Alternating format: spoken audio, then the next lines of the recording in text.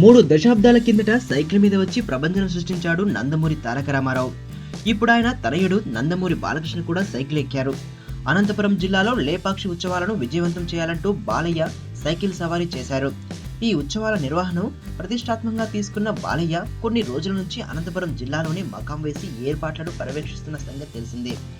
ఉత్సవాలకు మరింత ప్రచారం కల్పించడం కోసం బుధవారం బాలయ్య తెలుగుదేశం కార్యకర్తలు తన అభిమానులతో కలిసి హిందూపురంలో సైకిల్ ర్యాలీని ఆరంభించారు. చిలమత్తూరు మండలం కొరికొండ చెక్పోస్ట్ నుంచి లేపాక్షి నంది విగ్రహం వరకు సైకిల్ ర్యాలీ కొనసాగింది.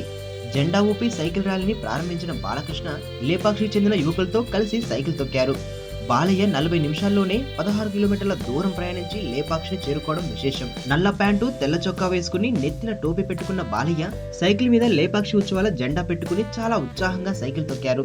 చుట్టూ ఉన్న కుర్రాళ్ళు జై బాలయ్య అంటూ నినాదాలు చేస్తుంటే బాలయ్య కూడా వారితో కలిసి అక్కడక్కడ కేకలు వేస్తూ సైకిల్ తొక్కారు. ఆరంభం నుంచి చివరి దాకా ఏమాత్రం స్పీడ్ తగ్గకుండా ఆయన సైకిల్ తొక్కిన తీరు చూసి అందరూ ఆశ్చర్యపోతున్నారు.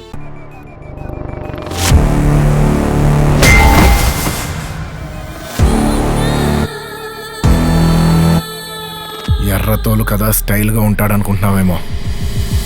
Mass ఊర్రా mass.